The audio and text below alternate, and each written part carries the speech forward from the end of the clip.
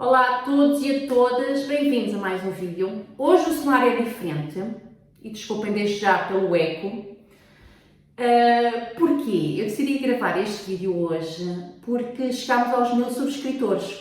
Já chegámos há alguns dias, mas pronto, para dar uma margem de alguém desistir e voltar aos 999, decidi gravar um videozinho só para registar este momento de finalmente chegarmos aos 1000 subscritores. Obrigada a todos e a todas que estão aí.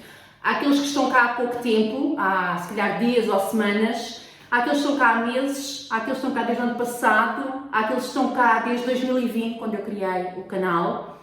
Obrigada por estarem aí, por assistirem aos vídeos, por deixarem um like, por comentarem, apesar de muito poucos de vocês deixarem comentários, espero que isso mude, e decidi fazer uma receitazinha que já há algum tempo me manda a piscar o olho, uma receita nova, eu nunca fiz esta receita antes, portanto, por esse motivo e porque não tem açúcar, tem tudo para correr mal, mas pronto, nada como experimentar para ficar a saber. Eu vou fazer brownies, por isso é que eu estou na cozinha, vou fazer brownies, já vos mostro os ingredientes e a receita em si.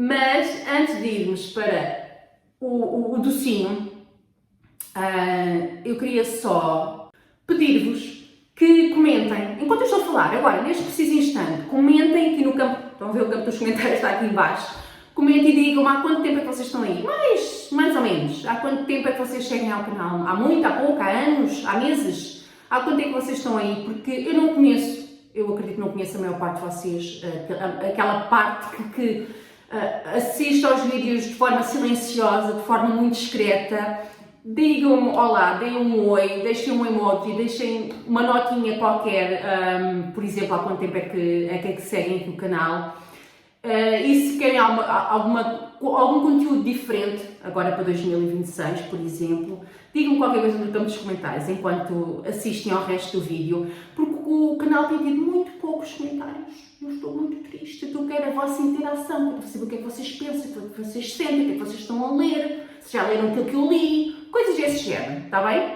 Então vá, até já!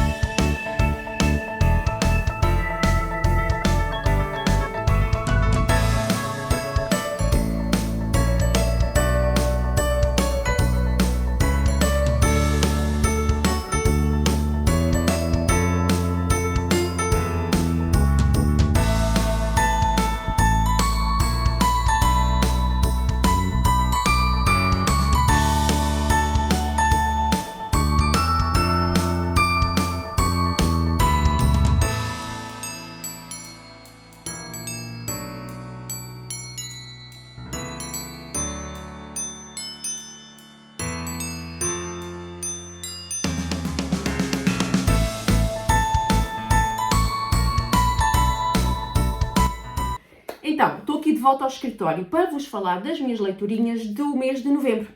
Foram muito poucas, mas foram muito boas. É isso que é importante, não é? Não é a quantidade, é a qualidade. Então vamos lá. Eu só terminei uma obra física, que até é bastante pequena. A segunda não estava a fluir.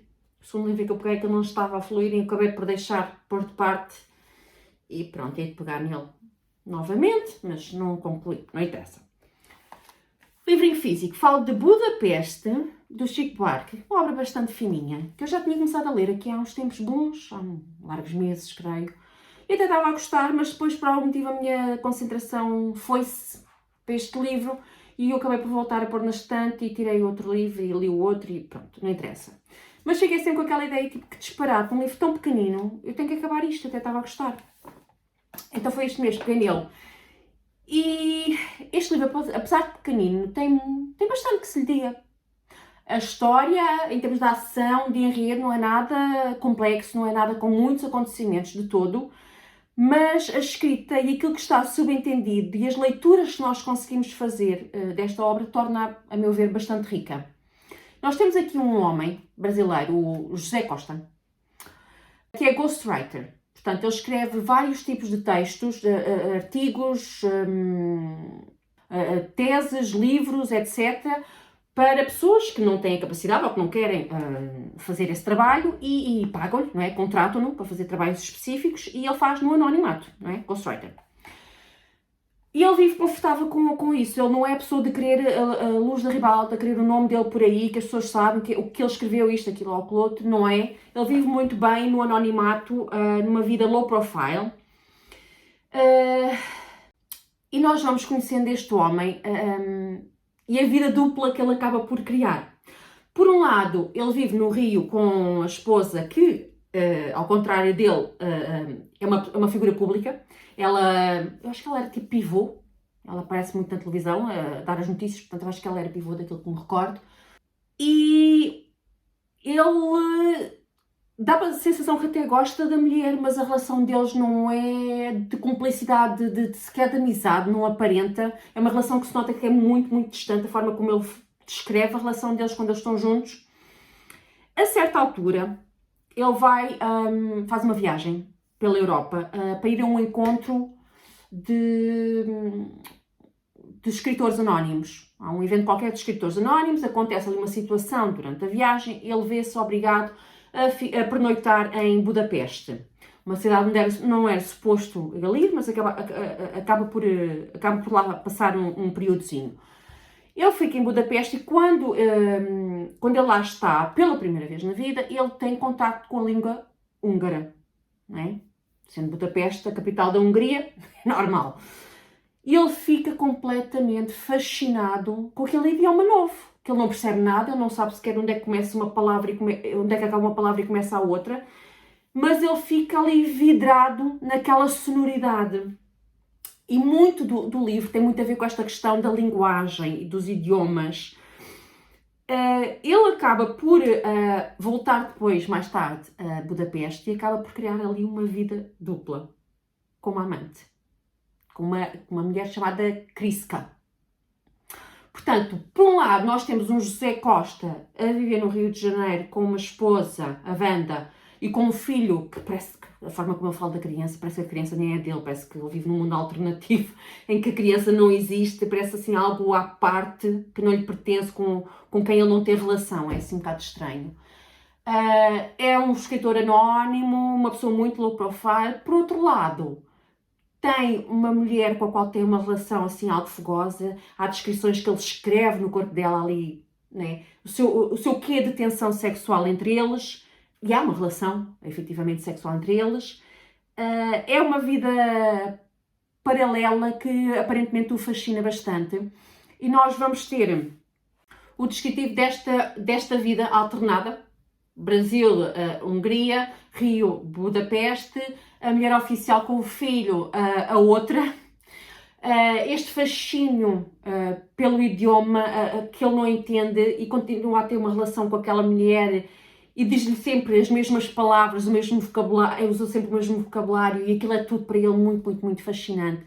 É uma obra um bocado estranha, mas depois acabamos por perceber que talvez o objetivo seja mesmo esta dualidade, esta vida dupla. É um livro muito sobre linguagem, que permite diferentes leituras e diferentes interpretações do que ali está e daquilo que o autor pretendia com aquilo que escreveu. É uma obra interessante, não foi arrebatadora para mim, mas acho que pode ser uma obra favorita de muita gente.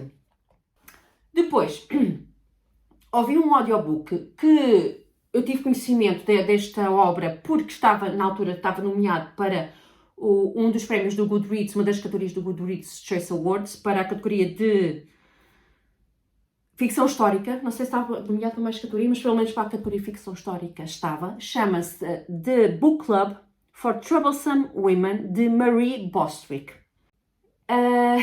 E foi uma leitura também muito boa, dá-lhe 5 estrelas no Goodreads. Nós temos aqui um romance histórico porque é uma história que se passa nos anos 60 na Virgínia do Norte, Estados Unidos, nos anos 60. E nós temos aqui um grupo de 4 mulheres que acabam por se tornar amigas. E elas vivem vidas algo semelhantes no sentido em que estão casadas e têm filhos, porque é aquilo que a sociedade praticamente obriga uma mulher naquele tempo a fazer, a casar e a ter filhos. Tirando uma que não tem porque não consegue ter filhos, e isso é todo um problema. E nós vamos conhecer a vida destas mulheres e vamos percebendo através daquelas reuniões que elas têm, que são o book club, não é? O clube do livro, que elas acabam por criar para conversarem. Acabamos por perceber que nenhuma delas é realmente feliz com a vida que tem. Podem até ter, algumas têm casamentos felizes e estão confortáveis com os maridos e não há um problema de que se querem divorciar, nem todas querem o divórcio, mas nenhuma delas está realmente satisfeita com uma vida de cozinhar para os filhos e para o marido, limpar, lavar, arrumar, ser dona de casa, não ter dinheiro próprio, não ter um emprego, não ter uma atividade paralela à vida familiar que as enriqueça e que lhes traga algo novo, que lhes traga aprendizagens e outros conhecimentos. Elas todas precisam disso e não têm. E nós vamos percebendo porque é que não têm. Desde aquela que está casada com aquele homem porque os pais nunca quiseram saber dela, não gostam dela, sempre quiseram ter um filho homem, e o marido dela é esse filho que eles nunca tiveram. Portanto, se ela se divorciar, ela perde tudo o que tem. Todos os bens, toda a possível herança, e há ali muito que ela realmente tem que acautelar. A custódia dos filhos, que os pais já ameaçaram que se ela se divorciasse, e o marido sendo ruim como é, ela perder a custódia dos filhos. Há a mulher que, apesar de até estar feliz com o casamento, ela estudou e queria ser veterinária, e por motivos que depois nós vamos conhecendo ao longo da história, acaba por não conseguir sê-lo, porque nesta altura a própria sociedade, por mais que a mulher lutasse para ser uma determinada coisa na sua vida, ter uma determinada profissão, ter o seu dinheiro, a sociedade trabalhava contra isso, né? Ninguém queria a emancipação da mulher, e esta obra é muito sobre isso. Como é que era a vida destas mulheres e a luta que elas travam, cada uma delas à sua maneira, de acordo com os seus sonhos e com a sua realidade, para terem uma vida mais realizada. É um livro sobre feminismo, sobre desigualdade de género e sobre emancipação. E é uma obra extraordinária, gostei de todas as personagens e tudo fez sentido, a forma como elas vivem as suas vidas e como elas se relacionam entre elas. A amizade, a forma como tudo se desenrola, é uma história muito bem escrita e gostei mesmo muito. Só tenho pena que não esteja traduzida para português, ainda não faz parte, não é uma obra que esteja no mercado português. Espero que isso mude, mas olhem, para quem se sentir à vontade a ler em inglês, bastante recomendada, uma obra bastante recomendada. Depois, a terceira obra também foi um audiobook. Também ouvi este audiobook porque também estava nomeado para algumas categorias, 3 categorias, creio. Categoria de ficção, debut novel, portanto a estreia desta autora na literatura, e também na categoria de audiobook. Estava nomeado no Goodreads Choice Awards. E eu confesso que não estava assim com grandes expectativas.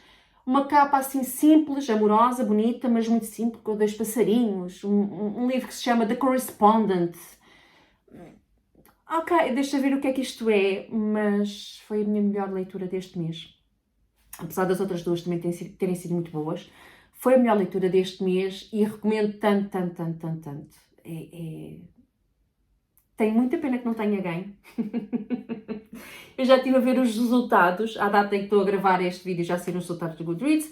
Nem o The Book Club for Troublesome Women ganhou na categoria de ficção histórica, nem o The Correspondent ganhou na categoria de ficção. Foram outras duas obras das quais eu também já falei aqui, que não amei, dei 3 estrelas a cada uma, que ganharam.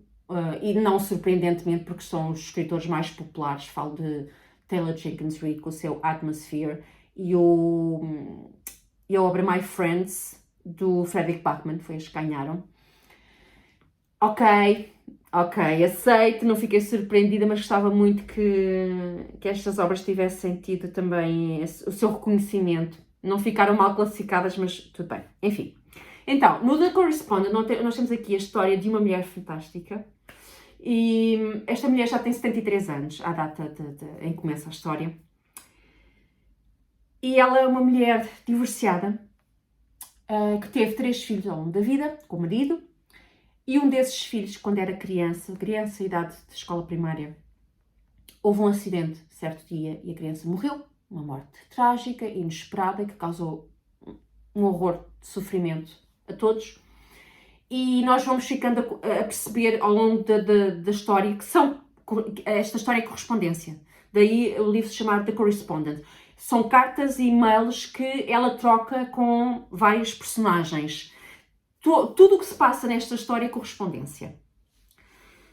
E eu pensei que no início talvez depois se tornasse um bocadinho chato, que depois ficasse ali a faltar alguma coisa na história, mas não. 100% esta história é correspondência e é fantástico, maravilhoso. O que esta escritora voltar a publicar, eu vou devorar, de certeza. Então, voltando um bocadinho atrás, nós ficamos a conhecer a vida dela, o impacto que a morte deste filho teve no casamento, na vida dela, enquanto mulher, enquanto mãe dos outros 2 filhos, de que forma é que isso contribuiu para o divórcio, de que forma é que isso contribuiu para a relação que ela tem à presente data, ou melhor, é mais a relação que não tem, com os outros 2 filhos. E fomos ficar a saber basicamente tudo sobre a vida desta mulher através da correspondência. Achei maravilhoso a correspondência que ela trocou com o ex-marido, que ela ainda tinha algum contacto, ainda tinha noção de como é que ele estava na vida, não é? O que é que se passava, porque tinham pessoas em comum e ela ficou a saber como é que ele estava, porque ele refez a vida dele, não é? Enfim, com a separação refez a vida dele. Achei essa parte maravilhosa, a correspondência deles, os 2, muito tocante, muito bonito mesmo. Depois temos também outra vertente desta história e da vida desta mulher, que tem um nome interessantíssimo. Ela chama Sybil Van Antwerp. Adorei. Sybil Van Antwerp. Temos outra vertente na vida desta mulher, que é a da adoção. Ela foi adotada e ao longo da vida ela nunca conheceu ninguém da sua família biológica. Então há também, ela faz um teste de ADN e tenta descobrir algum familiar que ainda seja vivo. E também vamos acompanhando esse processo. Há um homem em particular com quem ela se vai correspondendo com regularidade, que tenta ajudá-la também nesse sentido. Portanto, também temos essa camada de extra família adquirida, não é? Marido, ex-marido e os filhos. E vamos tendo também aqui a parte de nascimento, das origens, porque ela tenta descobrir, apesar de já ter tanta idade. E temos uma outra parte que eu amei nesta história e que está muito presente ao longo da obra toda, que é o facto desta mulher ser leitora regular. Ela costuma ler livros e ela vai ao longo da correspondência vamos percebendo que livros é que ela anda a ler. E o mais fascinante que eu achei foi ela corresponder-se com uns quantos escritores, que todos nós conhecemos, pelo menos ouvi falar, cujas obras ela leu. Quando ela lia algum livro de que gostava, ela tinha o hábito de escrever ao escritor ou à escritora, autor desse livro. Então ela escreve cartas, e nós vamos conhecer das cartas mesmo que ela escreveu a autores como Anne Patchett, o Murakami, ela também escreveu o Murakami, a autora do Outlander, Diane Gabaldon, acho que é isso. Há tantos. E diz sempre bem. Ela é muito agradável nas cartas que escreve. Joan Didion. Ela também escreve ao Joan Didion. Há assim uns quantos escritores a que ela se dirige. Eu achei essa parte fascinante, fascinante. E com alguém com quem ela se corresponde também diz, eu estou a ler o livro tal, da Virginia Woolf, estou a ler não sei... É muito, muito, muito giro. Muito giro.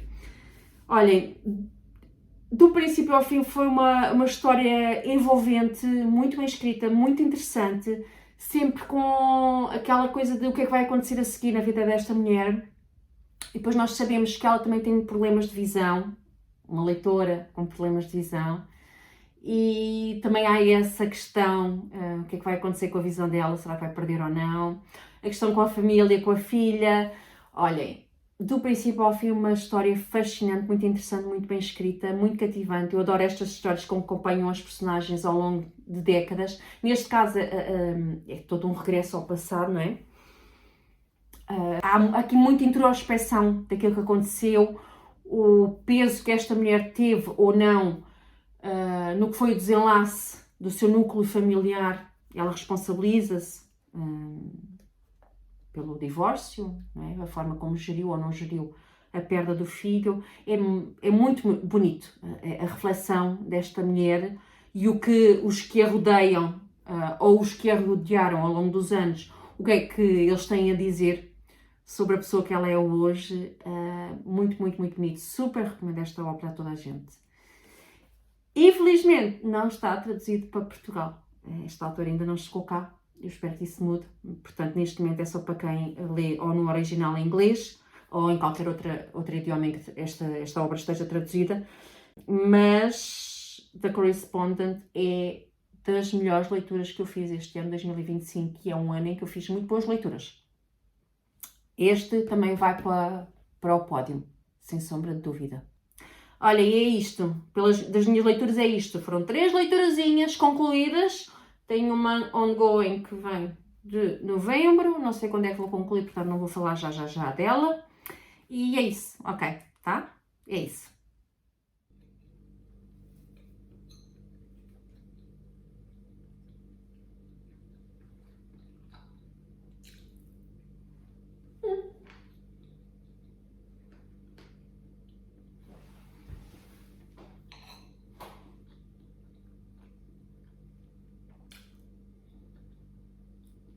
É bonzinho.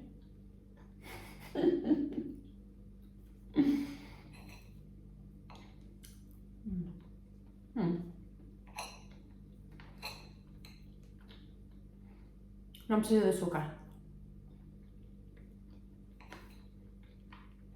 Acho que vou comer isto tudo.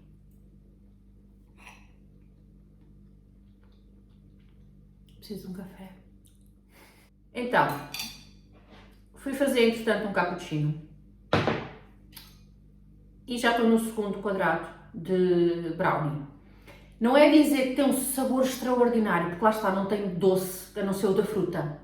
Mas, não sei, comi o primeiro e já estou no segundo quadrado. As framboesas dão-lhe acidez, não sei se gosto dessa parte, acho que é o pior. Se calhar com outra fruta qualquer é melhor. As framboesas eu acho que não resulta tão bem, não amo a acidez que traz. Talvez muito mais nozes, talvez uma passa de uva. Para a próxima é assim, em vez das framboesas. E para terminar este vídeo, eu gostava de ler-vos um poema de uma coletânea de poemas de um autor português chamado Rui Oliveira. A coletânea é Eu Sonho Ter Algo com que Possa Sempre Sonhar. É este livro aqui, da Cordel de Prata. E o poema é um poema sobre amor. Diz assim: Amar é dar sem desejar receber. Quando uma lágrima tentar fugir dos teus olhos, não a segures, deixa-a cair. Eu recebê-la-ei e guardá-la-ei para sempre dentro do meu coração. Quando um grito desesperado quiser sair de dentro de ti, não o prendas, deixa-o sair. Os meus ouvidos estarão prontos para o ouvir e mais ainda para o compreender. Se o teu coração parar, eu dar-lhe-ei corda. Se o teu cérebro deixar de trabalhar, eu consertá-lo-ei. Se os teus lábios secarem, eu dar-te-ei um beijo. Se o teu espírito ficar louco, eu dir-te-ei a solução. Se a tua alma se apagar, eu dar-te-ei uma luz. Se a tua vida deixar de ter sentido, eu apontar-te-ei o caminho. Se te sentires só, eu abraçar-te-ei. E se morreres, eu morrerei contigo. E se um dia eu quiser o teu amor e ele não for meu, não te importes. Eu chorarei sozinho. Beijinhos, até o próximo vídeo. Fiquem bem, boas leituras.